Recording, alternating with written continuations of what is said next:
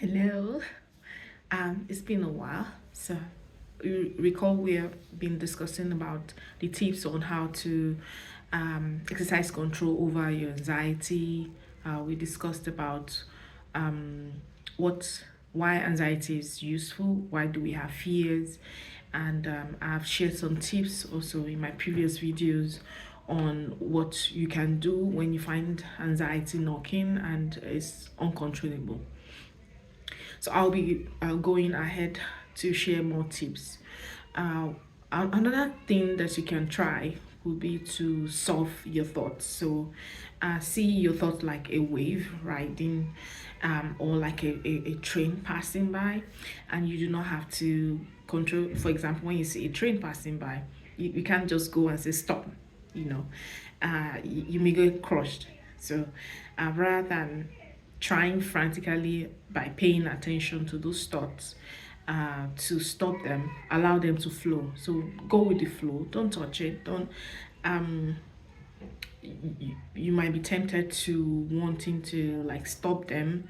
No, because what our brain does is to produce thoughts. That's what it does.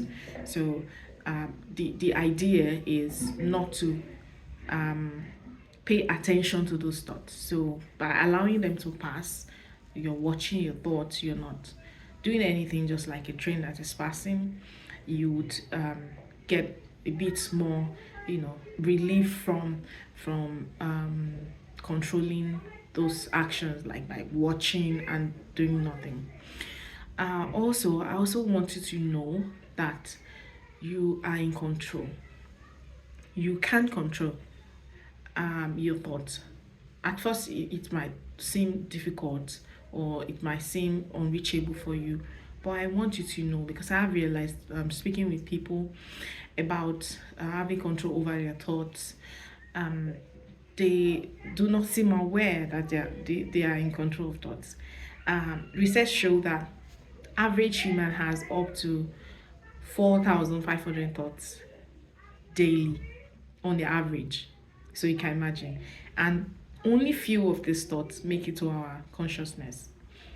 So why should it be any different? So whatever thoughts, whatever it is that you pay attention to, these are the things that will fill your mind. So if you watch your thoughts, pay fewer attention to it, you see that your thoughts will sit back in the background like the noise in the market. You're in the marketplace, you're having a conversation with someone, you hear a lot of noise, but somehow you can recognize your name, you can recognize the voice of any of your loved ones if they eventually call out to you in the marketplace, and you can even hear the seller communicating with you. You know why? Because you decided to pay attention. So that's one powerful tool our minds have. We can pay attention. We can pay attention, and when we do that, every other noise goes to the background. And that's what you do to worrying thoughts, because the truth is, you cannot control everything. The thing you can control is how you feel and how you act on what you think about. So with that being said, you do not um, have to allow the fear and the anxiety run around, the worries and all that run around without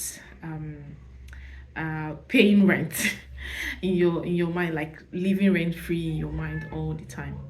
Another tip that I would also be sharing is to use relaxation exercises. Relaxation exercises, mindfulness breathing have been found to be one of the most effective tools in dealing with the physical symptoms that comes with the anxiety, and as well as bringing back control that you need to manage your anxiety. So I hope you find this information quite useful. In my next video, I would like to talk about how this relates to your religious belief.